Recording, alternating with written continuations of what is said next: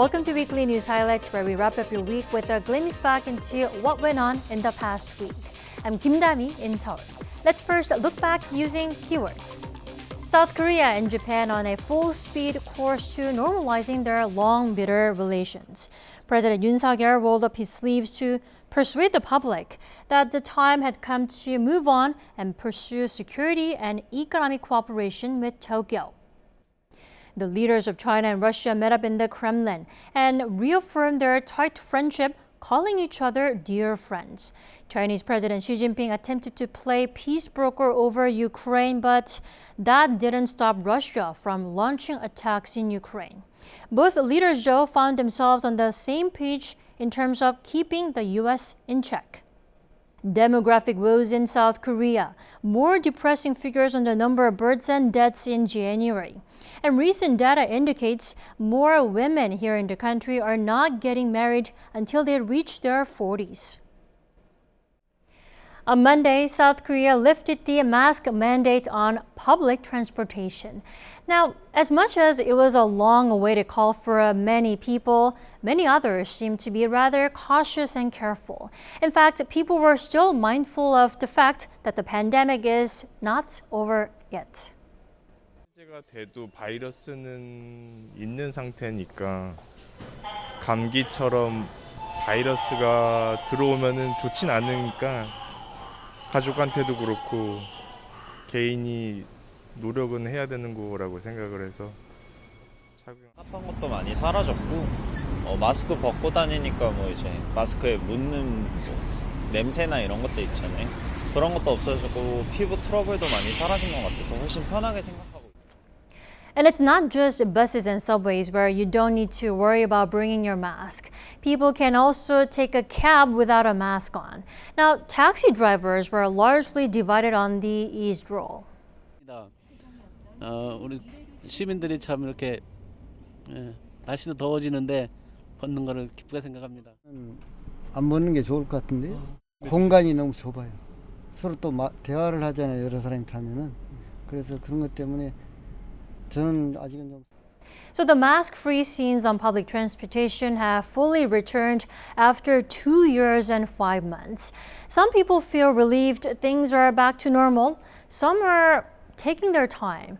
Now, obligatory mask wearing will still remain in place at medical facilities, including hospitals, pharmacies, and nursing homes. But it's fine to go mask-free when going to pharmacies located within supermarkets.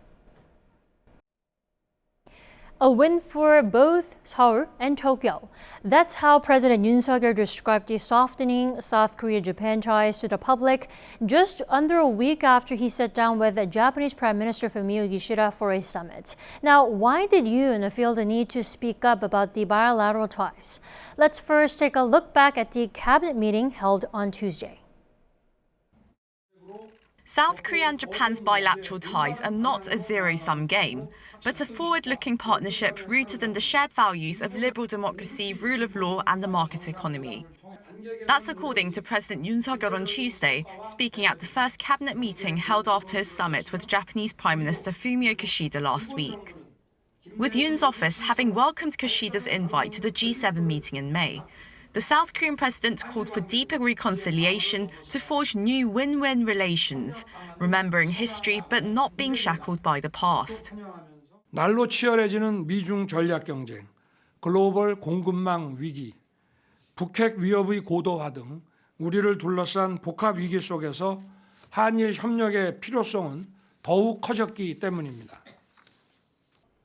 Such issues, along with financial vulnerabilities, inflation, and Russia's invasion of Ukraine, are among the top agendas for the upcoming G7 summit in Hiroshima.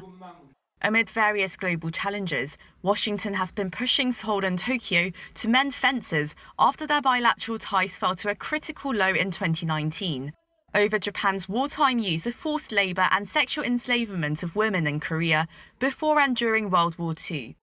The Yoon administration offered an olive branch earlier this month, with a plan to compensate Korean forced labor victims without requiring Japanese firms to make reparations or Tokyo to issue fresh apologies.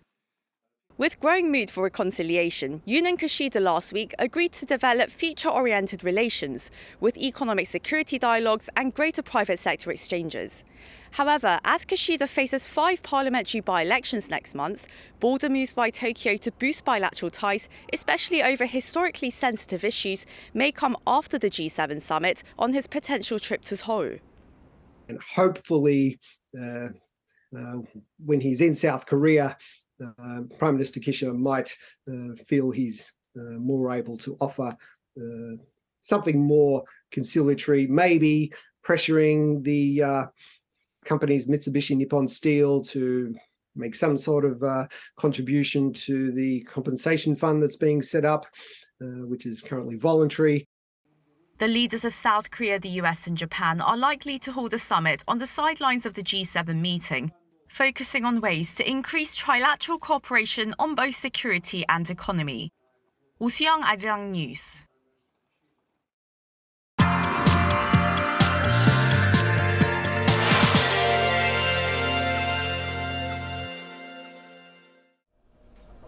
South Korea and Japan continue to accelerate efforts to mend ties and build future-oriented relations after Seoul announced a plan to compensate the victims of Japan's wartime forced labor.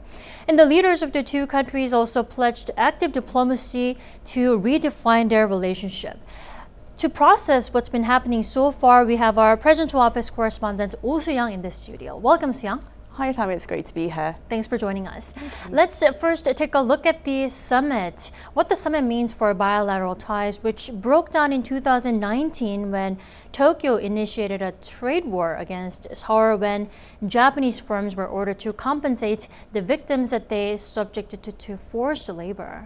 Right, so first let's be clear, there are long-standing historical disputes between the two countries which have really been a matter of national pride and dignity for both countries, but especially for South Korea, which was a victim of Japan's brutal colonization in the early 20th century. There's also the issue of Japan's wartime sexual enslavement of women and wrongful claims over South Korea's islet of Dokdo. Now, that's why the Yoon administration has made it very clear that the summit was not the solution, but a first step towards resolving differences. There were chances in the former administration, the Moon administration, obviously, to meet with predecessors, Japanese leaders, but those meetings were done on the sideline of international summits, where the significance of this meeting is this was a standalone. So this was intended to be give time to the bilateral relationship to talk about a range of issues. So the summit may not have produced a joint statement, but their meeting and the two-part dinner really rebuilt the bridge that was burnt during the previous Moon Jae-in and Shinzo Abe administrations. So in terms of security and across the political spectrum, it's been very much welcomed here in Japan. And business, of course, has been very strongly supportive of improving relations. The Keidanren, the main Japanese major business lobby group, sought to set up funds for joint visits between youth groups and other business associations, and they're very keen to restore the already improving trade ties between South Korea and Japan. We see that. And there were also tangible outcomes from the summit as the two leaders look to strengthen their cooperation, right? That's right. In order to pursue future-oriented relations, Japan stopped export restrictions on 3 key materials used to make tech components in South Korea, whilst Seoul dropped its complaint to the WTO over Japan's export measures. And they agreed to discuss reinstating each other as trusted trade partners on their respective whitelists. Now, the two sides also agreed to cooperate on advanced technologies and new industries, establish economic security talks, as well as promote business and civilian exchanges. Another key move was fully restoring the bilateral military intel sharing pact, considered vital in their joint efforts to deter North Korea's nuclear and missile threats. So it's been clear Seoul and Tokyo have common challenges that need to be addressed. And Japan inviting South Korea to the G7 summit in Hiroshima this May. That's a pretty significant move as well. Yeah, right, you are, Dami. Not just for South Korea and Japan's bilateral relations, but also for regional and global diplomacy as well. The two neighbours are advanced economies and liberal democracies in the Indo-Pacific region, which is now, of course, considered as the centre stage of world politics, accounting for over 60% of the global population as well as gross domestic product. Now, Seoul and Tokyo's cooperation is vital to drive forward the kind of security and economic initiatives for the United States, as well as others engaging in the region, where China's geopolitical rise really challenges international norms, such as the freedom of navigation as well as the rule of law. Now, Washington in this regard has been particularly keen to get its closest allies to mend fences. Other mutual allies like Australia and Canada would also have been happy to see this summit happen. So it's been the culmination of a lot of determined diplomatic effort, and all of it driven, of course, by the concerns over the threats from North Korea, which still keeps testing its missiles in an aggressive fashion, and of course the concerns over the rising geopolitical power of China, and concerns, of course, over Russia, particularly since the invasion of Ukraine last year. So it's been a historic week in Japan-Korean relations, and that's set to continue. Still, Soo-young, moving on from history is easier said than done, considering the domestic controversy here in South Korea. That's right. The opposition party here, as well as some civic groups, they say that Seoul's compensation plan dishonors the victims' wishes and that Japan hasn't given a sufficient apology for its wartime atrocities. And well, that's been their reason for rejecting past agreements by Seoul and Tokyo, such as a settlement in 1965 and the 2015 deal for a 1 billion yen fund to irreversibly settle the comfort woman issue. Now, what President Yoon and his government want to do is, well, what they want is an acknowledgement of previous wrongdoings, of course, while accepting that times have changed and that the two neighbours now have more common interests and shared challenges that they need to collaborate on. Still, there hasn't been enough to convince those critics who claim South Korea has given away too much while receiving so little in return. That's right. The controversy certainly hasn't died down, especially as Japanese media reported that Prime Minister Kishida requested the implementation of the 2015 deal and asked for Fukushima seafood import restrictions to be removed. Now, the top office in Seoul says that Japanese media reports are inaccurate and that those issues were not discussed.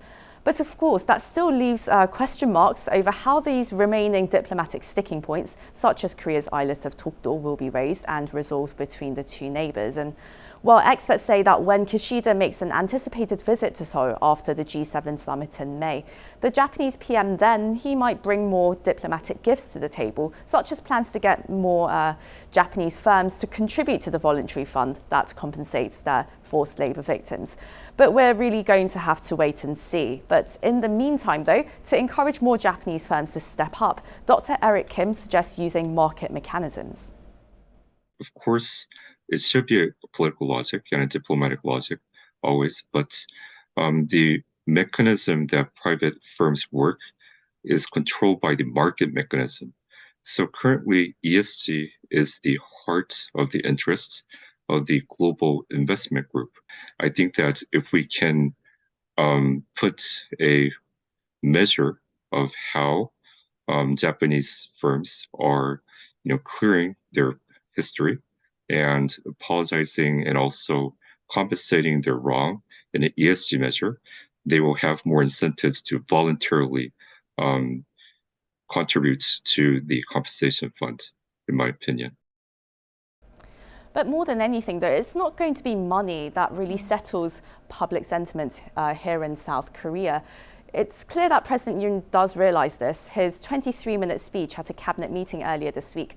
Now, that was an emphatic nod to remembering history, but also breaking free from the past for the future of the nation. Right, we'll have to wait and see how these efforts to rebuild ties will actually materialize in the months to come. Indeed. All right, thank you, Soo-young, so much for your time today. Thanks for having me, Dami.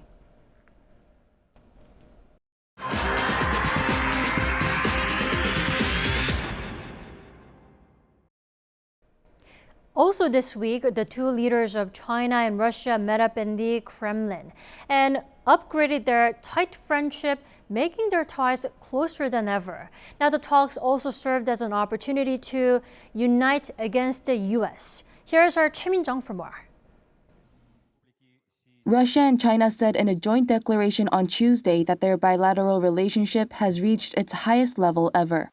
Russian President Vladimir Putin met with his Chinese counterpart Xi Jinping at the Kremlin, where the two leaders called for the need to settle the Ukraine crisis through a peace settlement. Putin praised China's plan, which calls for a ceasefire and talks with no mention of withdrawing Russian troops from Ukraine, and claimed that it can be taken as the basis for a peaceful settlement when the West and Kyiv are ready. Xi, meanwhile, barely mentioned Ukraine, instead said China had an impartial position. However, the White House questioned that claim and urged China to pressure Russia to withdraw its troops.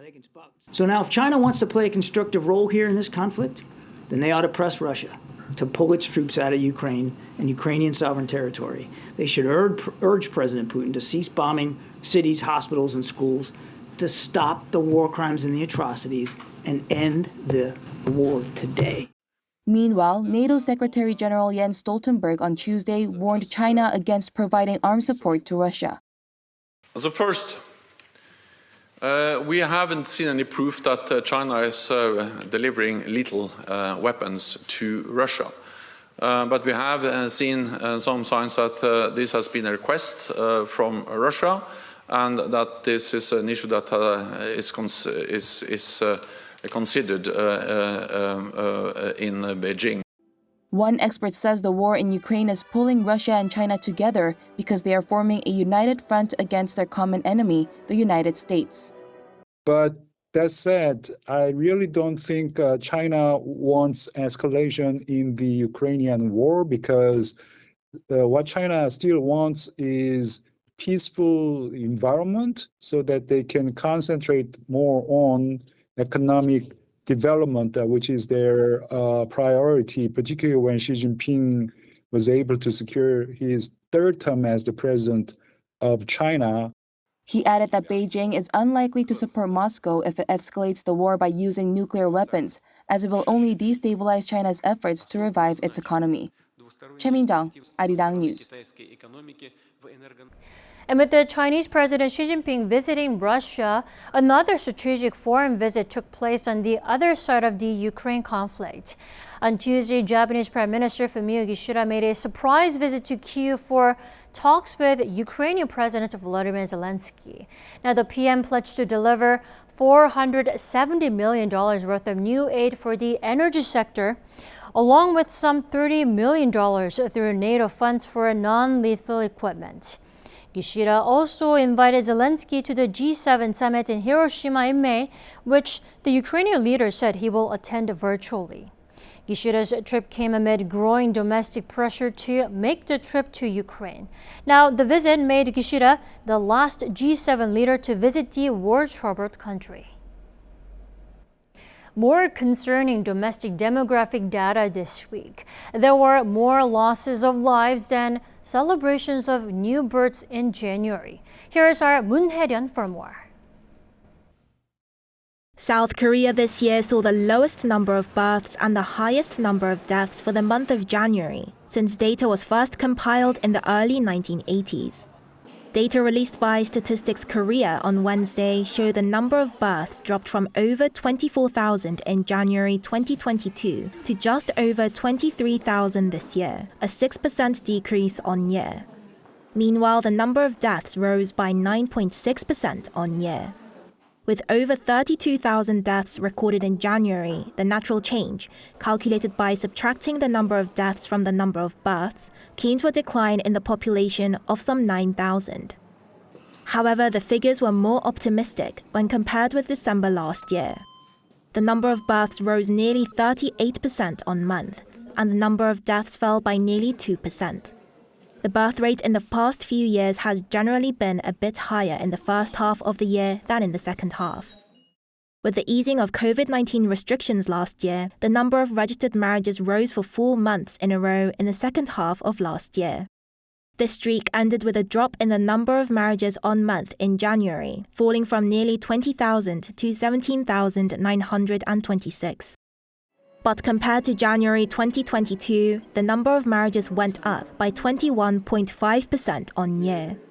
The number of births hit an all-time low last year, falling below the 250,000 mark, but this increase in the number of marriages is expected to have a positive impact on birth rates ahead. 문혜련, Arirang News. Speaking of a rapid shift in the local demographics, what age do you think is the most appropriate age to get married for women?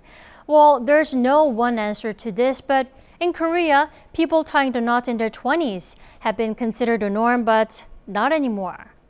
Brides in South Korea are more likely to be in their early 40s. Now, here the figure shows a sharp decline in the number of females in their 20s getting married, dipping below the number of females getting married in their 40s. Now, the phenomenon started in 2021 and carried on into last year. Then, what's fueling the phenomenon? One, fewer women in their early 20s. The number of females in that age group is down over 36% compared to 20 years ago. So the number of women in their early 40s has more than doubled. And that's not it. People have changed their perceptions about marriage itself. The demographic structure where the population of people aged between 25 and 49 is continuously decreasing is playing a role in dropping the number of marriages. People's perspective on tying the knot also appear to have changed. Then, what factors drove the change in thinking when it comes to getting married? There are many personal reasons to consider before making such a critical life decision, but one obvious reason was the financial burden. 안정적인 직장을 구하고 그 결혼 자금이 모아졌을 때 그때 해야 된다고 생각해요. 그러면 그게 한 언제쯤? 30대 초반. 저는 없어요. 저는 비혼주의자입니다. 결혼하면 제가 집을 이사를 하거든요, 곧. 근데 전세 5억짜리로 가요. 30살인데. 근데 그거를 40살, 50살쯤에 갈 수 있다는 생각밖에 못 하죠. So clearly, getting married is not on top of their to-do list. Well, not until 30 at least. In fact, only 35% of women in their 20s believe marriage is a must. But what's more notable is that 7 out of 10 teenage girls say marriage is not necessarily something they have to do, meaning marriage among women may become the new norm here in the country. With Earth Hour 2023 taking place on March 25th, we have plenty of reasons to do more than just switch off our lights to save our planet. The UN has released a survival guide to help avert a climate disaster. It says the future of the Earth greatly depends on the next 10 years of effort to tame climate change. The world is beyond the point where climate change can be somebody else's problem. This is according to the United Nations Intergovernmental Panel on Climate Change, also called the IPCC. The body of climate scientists released its 6th assessment report, which included scientific and socio-economic data concerning climate change. The report offers hope, and it provides a warning. It warns that the pace and scale of what has been done so far and current plans are insufficient to tackle climate change. We are walking when we should be sprinting. The IPCC said continued greenhouse gas emissions will lead to further global warming, with the best estimate that global temperatures will increase by 1.5 degrees Celsius from the period between 1850 and 1900 early in the next decade. It added that actions to reduce greenhouse gas emissions are more urgent than previously assessed, and that the remainder of the current decade is key to securing a sustainable future for all. To limit warming, the IPCC said emissions should be cut by almost half by 2030 across all sectors. If countries were to fail to meet this goal, the average global temperature is forecast to rise by around 2.8 degrees by 2100. The report reiterated previous findings that it is unequivocal that humanity is to blame for climate change. It appealed to increased international cooperation, including improved access to adequate financial resources, particularly for vulnerable regions. It added that shifting to clean energy would not only help combat climate change, but also impact people's health and well-being. The IPCC said the planet has already warmed 1.1 degrees Celsius since the second half of the 19th century, which has caused frequent and more intense extreme weather events around the world. It warns that the world is bound to face ever more disastrous impacts if warming exceeds 1.5 degrees Celsius. Choi Min-jang, Arirang News.